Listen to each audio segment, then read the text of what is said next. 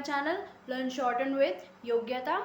So guys, आज हम सीखेंगे, आज का हमारा टॉपिक है बेसिकली स्टेनोग्राफर बनने के लिए हमारी क्या क्या क्वालिफिकेशन होनी चाहिए, हमारे क्या सिलेबस पढ़ना चाहिए और क्या नहीं पढ़ना चाहिए, और उसके लिए एग्ज़ाम की स्टेजेस क्या होती हैं। Basically I am talking about SSC stenographer exam, okay, grade C and exam. तो उसके बारे में हम डिस्कस करेंगे आज। तो पहले स्टार्ट करते हैं, what is stenography, short hand exactly है क्या। सो बहुत बच्चों ने मुझसे पूछा भी है, तो इसलिए मैं एक बार फिर से बता देती हूँ। It is a method of speed writing. जैसे हम हिंदी को हिंदी में ना लिखकर, इंग्लिश को इंग्लिश में ना लिखकर उन्हें स्टेनो में लिखने के लिए लिखें, और उससे हमारे टाइम की बहुत ज़्यादा बचत होती है। इसलिए ये हमारे गवर्नमेंट सेक्टर में बहुत ज़्यादा यूज़ होती हैं, और हर साल एसएससी, आपको भी पता है, थाउजेंड्स ऑफ वैकेंसीज निकालता है। और DSSS भी, जो Delhi based government job provide करता है, वो इतने जॉब्स देता है। सो स्टेनोग्राफी ये है, इंग्लिश की होती है और एक हिंदी की होती है।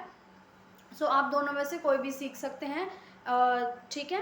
तो आज हम स्टार्ट करते हैं। अपना टॉपिक क्या है, क्वालिफ़िकेशन। बेसिकली हमें क्वालिफ़िकेशन क्या चाहिए होती है स्टेनोग्राफर बनने के लिए, चाहे वो ग्रेड सी स्टेनोग्राफर हो या ग्रेड डी स्टेनोग्राफर हो।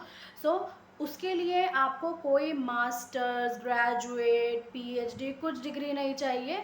इट्स जस्ट आपको 12th पास होना चाहिए, whether from any stream, whether you belong from art stream, commerce stream और साइंस स्ट्रीम, कोई भी डिग्री हो आपके पास, कोई मैटर नहीं करता, आप बस मेन 12th पास होने चाहिए, ठीक है। सो इस एग्ज़ाम की सबसे ख़ास बात मुझे यही लगती है कि कोई 12th पास किया हुआ पर्सन भी इस अप्लाई के लिए अपना फॉर्म भर सकता है और एग्ज़ाम में अपीयर कर सकता है with in the age limit, okay. So next topic है हमारा, इसमें क्या पढ़ाई करनी पड़ती है हमें बेसिकली CBT के लिए, क्योंकि एट द एंड CBT के ही मार्क्स काउंट होते हैं हमारे फाइनल मेरिट में, जो मैं आपको आगे बताऊंगी। सो गाइज, सिलेबस के लिए, हमारे एसएससी स्टेनोग्राफर सिलेबस के लिए हमें चाहिए इंग्लिश की पूरी बेसिक नॉलेज, अच्छे से इंग्लिश ग्रामर की, और क्या कहते हैं, मैंने इसके लिए इंग्लिश लैंग्वेज सिलेबस के लिए, जो कि 100 मार्क्स कैरी करता है, उसके लिए एक अलग से वीडियो भी बनाई है जिसका लिंक डिस्क्रिप्शन बॉक्स में है। सेम विद रीजनिंग में एसएससी किस टाइप के क्वेश्चंस पूछती है, क्या क्या टॉपिक ऐड किए हैं, क्या नए टॉपिक ऐड किए हैं एसएससी ने रीजनिंग के सिलेबस में। जैसे उन्होंने बताया कि कुछ थोड़ा अर्थमेटिक भी ऐड किया है रीजनिंग में, जो मैथ से रिलेटेड है थोड़ा, तो मैंने उसका क्वेश्चन भी आपको एक समझाया है। तो उसका लिंक भी डिस्क्रिप्शन बॉक्स में है। उस वीडियो को आप पूरा अंत तक देखिए और नोट डाउन कीजिए कि क्या क्या टॉपिक हैं जो एसएससी ने ऐड किए हैं, और क्या क्या टॉपिक आते हैं, किस टाइप के क्वेश्चंस बनाती है एसएससी। वो रीजनिंग बहुत ज़्यादा हैवी वेटेज का है, जो 50 मार्क्स का है, जिसमें हम एक होता है ना, जैसे क्वेश्चंस करते हैं, जैसे पता है कि 1 के बाद 2 आएगा तो आंसर सही है, थोड़ा इस टाइप का रीजनिंग होता है कि आपको पता है अगर आपका मार्क्स सही है, आपका आंसर सही आया है, तो obviously you will get one number for that question, okay. So आपको रीजनिंग और इंग्लिश के लिए कोई चिंता करने की ज़रूरत नहीं, क्योंकि सबसे ज़्यादा मार्क्स इसी में से ही आपको मिलते हैं, जिसके लिए मैंने अलग से वीडियो बनाकर डिस्क्रिप्शन बॉक्स में उनका लिंक दिया है, तो आप वहाँ से चेक कर सकते हैं। नेक्स्ट टॉपिक है हमारा एग्ज़ाम के, एसएससी स्टेनोग्राफर एग्ज़ाम के स्टेजेस क्या क्या होते हैं। पहला जो होता है वो है CBT एग्ज़ाम, जिसके लिए हमें रिटन की प्रिपरेशन करनी होती है, 200 मार्क्स के क्वेश्चंस को अटेम्प्ट करने की प्रिपरेशन करनी होती है गाइज। तो उसके लिए आपको 200 मार्क्स के लिए पहले तो कड़ी मेहनत करनी पड़ेगी, ठीक है। और उसके साथ के साथ मैं आपको एडवाइस करूँगी, अगर आपने शॉर्ट हैंड स्टार्ट नहीं किया है, या फिर आप ये सोचते हो कि आप पहले रिटन क्लियर हो जाए, मेरिट बन जाए, उसके बाद हम स्टेनो स्टार्ट करेंगे। ऐसे कुछ बच्चे होते हैं कि सोचते हैं कि बाद में अगर क्लियर होगा, और फिर जल्दबाजी में स्टार्ट करते हैं कि बेसिक बुक जल्दी अगर 2 महीने में हो जाए, 3 महीने में हो जाए, which is not possible. Unless you work really really really very hard, ठीक है। तो ये मुश्किल है थोड़ा सा, बट ईजी भी है अगर आप इसे कंटिन्यूअसली कंसिस्टेंटली करें। और आपको जब ये आने लगेगी स्टेनो करने में, मज़ा आने लगेगा आपको जब आपको ये स्टेनो आ जाएगी बेसिक से। So you can make any word, any words outline basically. So आपको ये ईजी लगेगा और बहुत मज़ा भी आएगा बनाने में, ठीक है। क्योंकि ऑब्वियसली जब हम इंग्लिश को इंग्लिश में ना लिखकर स्टेनोग्राफी में लिखेंगे, it's like lines, dots, circles, ये वाली लैंग्वेज है स्टेनोग्राफी बेसिकली। सो आपको इसमें मज़ा आने लगता है जब हम स्टार्ट करते हैं। सो नेक्स्ट होता है हमारा जब रिटन दे देते हैं, हमारा रिटन के बाद बनती है एक फाइनल मेरिट। और उस फाइनल मेरिट वो डिसाइड करती है दो लेवल की, जैसे ग्रेड डी की ग्रेड डी की कट ऑफ डिसाइड करेगी और ग्रेड सी की कट ऑफ डिसाइड करेगी। और ग्रेड सी के लिए मेरिट थोड़ी सी हाई जाती है और ग्रेड डी के लिए कम होती है।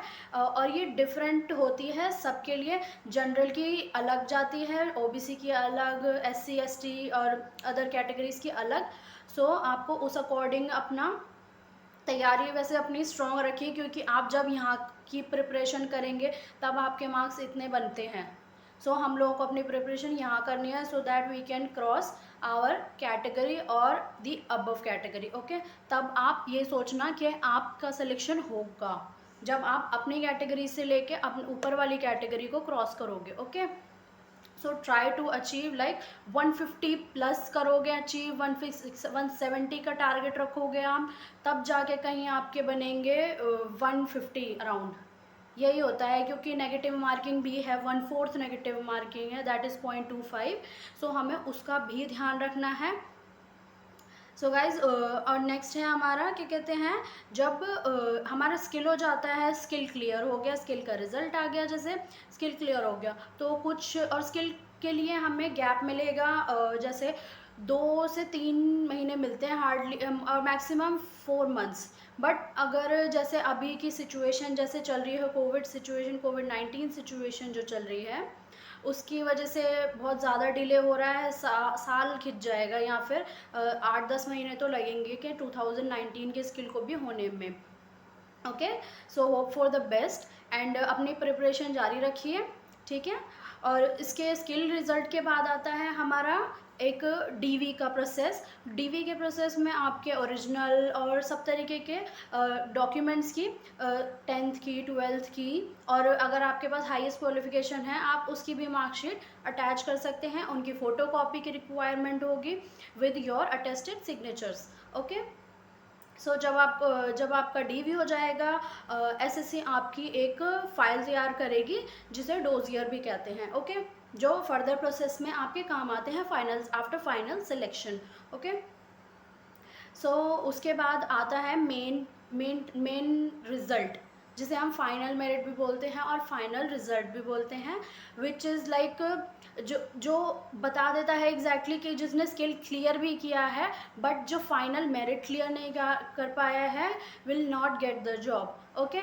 सो हम लोगों को इसलिए मैं बोलती हूँ कि अपना प्री पे पहले अच्छे से फोकस करें और स्टेनो भी साथ के साथ करते रहें, जैसे हफ्ते में एटलीस्ट 3 डेज तो स्टेनो करें। अगर रिटन का एग्ज़ाम आ रहा है बट स्टेनो को छोड़ना नहीं है, बिल्कुल भी नहीं छोड़ना, क्योंकि बिना स्टेनो के रिटन बेकार है और रिटन के बिना स्टेनो बेकार है। सो हमें दोनों आनी चाहिए, ओके। दोनों में हमें थोड़ा परफेक्शनिस्ट होना पड़ेगा, ओके।